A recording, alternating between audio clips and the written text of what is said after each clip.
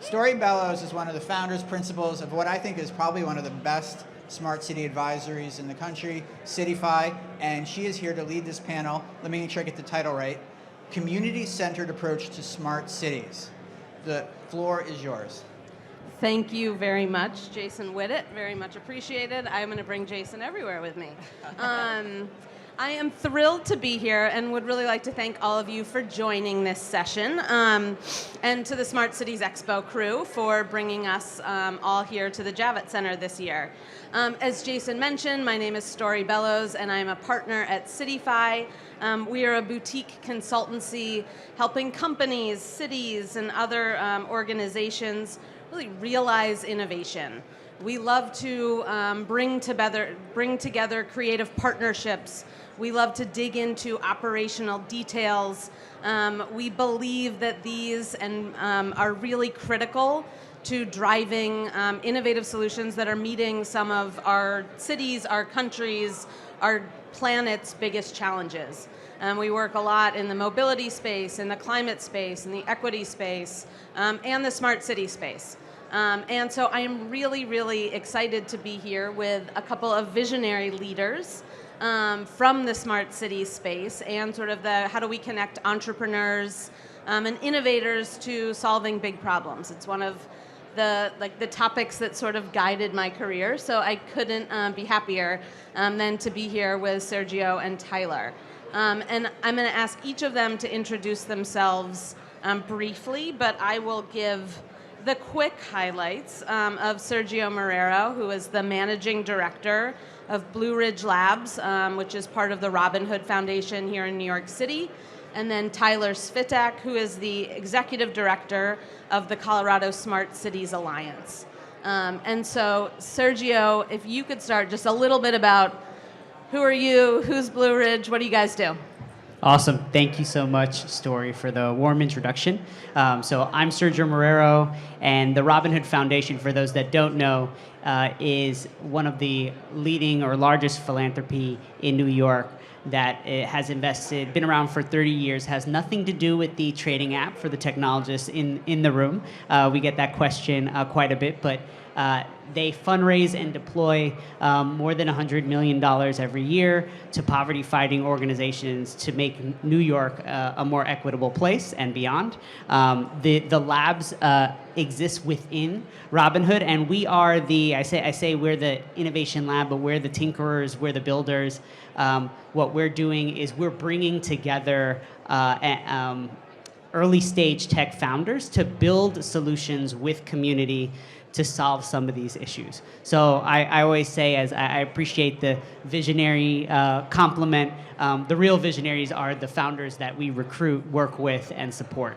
And that's a little bit about us. My background, I previously led the Innovation Fund at University of Chicago and came here to help accelerate the good work that's happening out of the labs. So thank you, and I'll turn it over to Tyler. Sure, thank you. Hey, good morning, everyone. Hey, what's up? Good to see you. So I'm the executive director of what's called the Colorado Smart Cities Alliance. We were the first and are now the largest statewide smart cities ecosystem in the country. We work with about 40 different communities, cities, counties, libraries, which maybe we'll talk about, airports, and we source their needs from those communities and look for innovative solutions that we can try in Colorado to solve those problems. We run a number of different programs, one of which I think is really relevant to community-centered smart cities is our Smart Futures Lab. This is a 5G testing laboratory in downtown Denver where we support new majority founders, which are women, people of color, and people with disabilities. And all of them are trying to solve city problems using new technologies, and we run a federally funded program, although I don't know if ICE is here, so I mentioned a bunch of trigger words. So that is some of the work that we do there. A couple of solutions, actually one represented here is called In Situ. Technology has a huge role to play in better engaging communities and helping to develop solutions together. In Situ uses augmented reality to visualize new development in cities and to have a much more participatory process in building cities. So Well, I'll talk a little bit more about some other projects, but that's a little about us. Yeah, why don't you just jump in and talk a little bit maybe about them or another project or initiative just to ground the conversation in sort of the reality of the work that you're doing on the ground. Sure. So for those of you that work in government or understand government, their community engagement has been pretty stagnant for a long time, right? It's physical council meetings and things people have to show up to. Technology provides a lot of new ways to engage communities, and a couple of companies that have come through our Smart Futures Lab program, one is Institute that uses AR, another one is called Civic Trust, and they do what's called participatory budgeting. So they developed a technology platform that actually allows people to submit projects for the spending of a specific city budget. So say you're a city, you're the Parks Department, you have $1 million to develop a new park. They survey the community and help you to reach them for ideas of what would be in that park. And then they use their platform to actually vote, to use a democratic process on which projects are funded and how much money from that budget is actually spent on a real project. So they have several projects across the country, one right now with the city of Denver for around $1 million, and it's a great way to involve the community in actual city building. Thanks, Tyler. And Sergio, I wonder if you could share either a story of some of the ways that you engage community or of a company that you're particularly excited about that you're incubating to dig in a little bit more to the work that you're leading. Awesome. I will. What is it? I can't pick the favorite among the individuals we support, but there are a few that are kind of more mature and have scaled a bit. But I'll share a little bit on the story of Propel, which for those that don't know, and for the SNAP benefit, it is managed individually by state. And in order to see what your balance is, each state, again, has their own technology, their own processes, and they have developed over the last several years the system that it's not owned by, that you're able to log in, see your balance, and see what other benefits you qualify for across states. 5 million people use this every year, and that's where it is now, but it was about 9 years ago. It was developed out of the labs where one of the tech founders didn't know what they were building, and how it started is we paired them with community members that use these SNAP benefits, that experiences the challenges related to poverty. They shadowed them. They did one-on-ones. They did focus groups and discovered the problem and where technology can fit and how to help them. And I jumped to where they are today, but it was a long road to get there. But those are the types of founders. They're coming to us. They're saying, I want to build something impactful. I want to build technology that's scalable, that can help cities.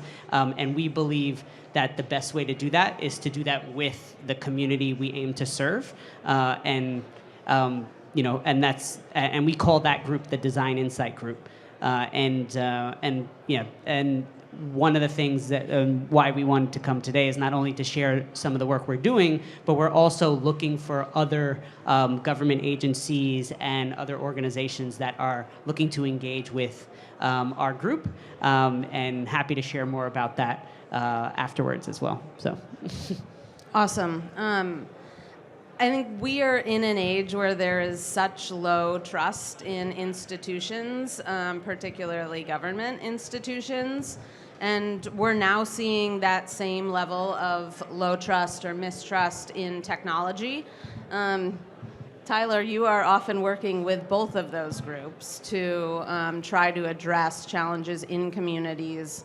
How are you thinking about trust building, about bringing the voices of different communities to the table in order to potentially deploy solutions that people are going to believe in, that they're actually going to believe are going to solve and address some of the issues facing their communities?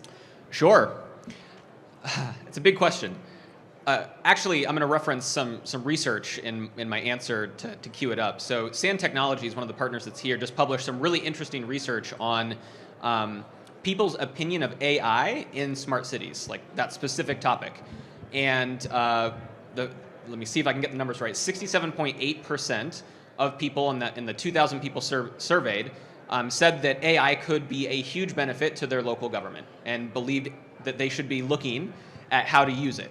But 61% of those same people said that they don't trust local government to use AI in responsible ways. So they clearly see an opportunity. They also see risk. And I think it's up to all of us to determine where there are meaningful use cases where we can use technology like AI to engage the community in an open and transparent process. And I'm going to give you one example that the city of Denver has done really well. They have a huge air quality problem in Denver. You wouldn't know that. You think, you know, blue skies and mountains. Well, we have a huge air quality problem. And specifically, low-income communities and people of color have a much higher percentage of asthma rates because they live closer to pollution. So they deployed a series of 40 IoT air quality monitors in public schools and prioritize those low-income communities. And the communities around those schools can now use real-time air quality data to advocate for policy change at the local level. And they've been dramatically successful and have built trust with that community and using that type of technology to solve a problem the community cares about. So I think we need to do more of that. And there are so many use cases where the community is asking for something. Let's listen to them and let's apply new technology to it. Great. And Sergio, I wonder if you could go a step deeper into DIG and how that actually works, because I do think that getting on the ground, talking to people who are actually experiencing challenges is likely the best way to create solutions for them. And I feel like you are one of the leaders in this, but it's a complex program. It's not just like, let's bring some people and put them in a room and see how that works. It takes a lot of intentionality that I know you all have been leading on. So I'd love to hear some lessons and how that works. Absolutely. No, thank you for asking. So the group that we have, the Design Insight Group, is about 5,000 community members that have been identified across New York, and some of them are beyond. One of the biggest things we talked about, trust, and I know it seems like a softer element, but this community, what do they experience? They experience very excited people coming to survey them every few years, saying their life is going to get better and they're there to help them. All those empty promises, and maybe their interactions with technology, right? A bot or a survey won't just solve the problem. What they're used to is potentially being scammed, and so they're skeptical if they don't see someone from their community. And even for us, it just took years of like we show up at the events and just trust building and doing things that are just for their benefit until they relax a little bit and potentially engage in a program. One thing that we do that's core to us is not only going out to community, signing people up, but we compensate them for their time. We don't just survey them and say, thanks, we'll let you know how it goes. We believe that their time is valuable and they should be rewarded proportionately. So that's another element. And then also over time. So it just doesn't take a 1-year commitment. These folks have stayed with us year after year. So those are, I guess, 3 elements of the program. And how does it look? A founder may come into our program because we do have founders that cycle in and out every year. And we have staff, and they're connected to a system. And those founders are kind of leaning on our trust. We find, we identify community members and connect them to have these one-on-ones and focus groups. We train those individuals so that they're not just going in and asking, like imagine you're developing a solution for someone that has experienced bankruptcy. That could be a traumatic experience, right? Or maybe they have grown up, they've had issues with being evicted. That can be very hard to talk about. So all the founders that go through our program are trained to just be sensitive to that information before engaging with this community. So those are just different like tactical elements that that we have instituted and kind of codified, and in order to make the engagements and interactions successful.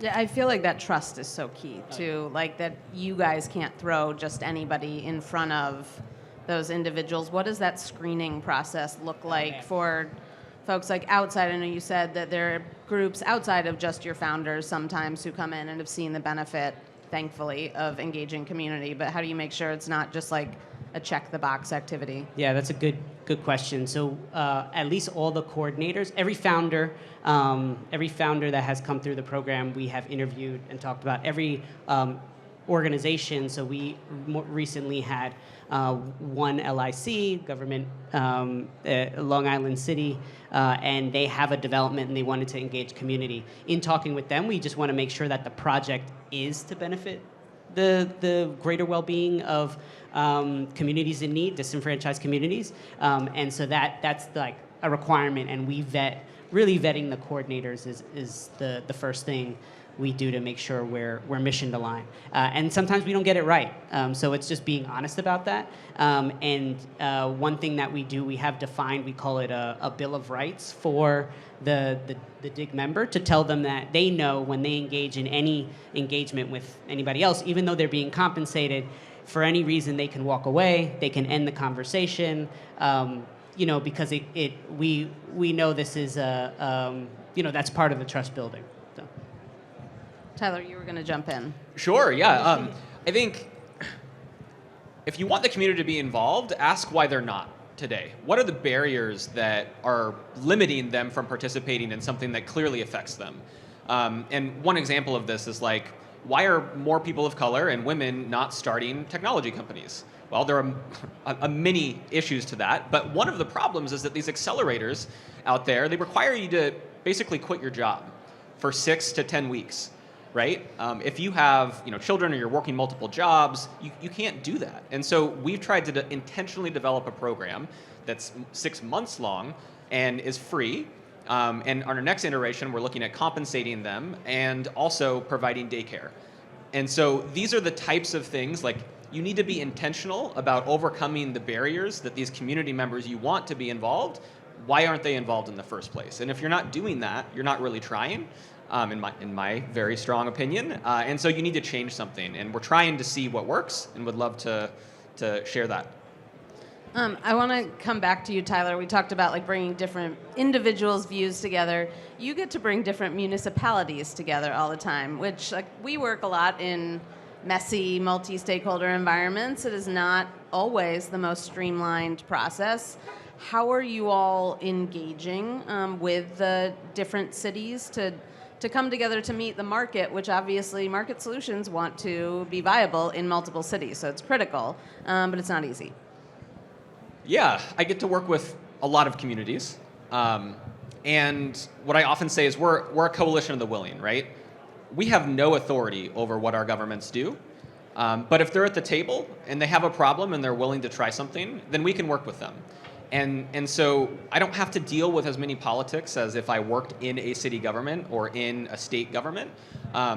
If I've got a public works director that comes to me and says, you know what, I don't know where my potholes are, it would be really helpful to know that. I can show him or her multiple solutions and trust that champion is going to find one and figure out how to get it done. And if you build a community of those champions, you can get a lot done. We've been able to get 80 projects just across the state of Colorado using new and innovative technology to solve a problem just in the last 5 years. And I have no money. I don't fund these projects. It's literally just getting people to the table and developing programs and processes that engage everyone and gives them an opportunity to find something that they're looking for. And so that's been a lot of fun. I don't have to force anyone to do anything. Do you have to? How have you gotten companies to come to the table? What does that look like on the private sector side? Are people coming and saying we want to run a project with you, or are you going out and finding companies that have potential solutions? It's both. So, I mean, if you have governments at the table and relationships with them and you understand their problems, there's lots of market opportunity for solutions, right? I think that's what we've tried to do, is to say, I've got 40 governments and hundreds of staff in them. They're telling me their problems and they say they want to solve them. And so when I bring a partner, like, one of the companies in this room to one of our cities, they know that I have listened to them. I've sat down with them. I understand their problem enough to know that whatever this solution is might be relevant to them, and they'll listen. Whereas if you're the local sales guy and you're knocking on, the door, you have no idea whether your solution is going to help them or not. And so having a nonprofit neutral intermediary creates trust, and that's been helpful. Okay, one more question. I trust that you're not going to break my other ankle. I believe it. If there was one sort of city system or issue that you like, that if you were going to start a company that you feel like is not being addressed enough in the challenges that, or in the companies and the innovators that you're working with, where would you want to go spend your time? I think this is more personal question, but I think especially in New York, and it's not unique to New York, but access to affordable housing, like housing affects so many other aspects of, like if you don't have stable housing, it affects your health, it affects your, again, financial stability, it affects how you can even go to work, and that's probably where I would dedicate my time. Gosh, I mean, I think zoning, like it's like the unsexiest thing, but it's so important to housing and transportation, and cities don't have good tools to plan the future of cities, and so things like digital twins and things that can help with that is a big opportunity space. Thank you both so much. Please join me in thanking Sergio and Tyler. And thank you, Story.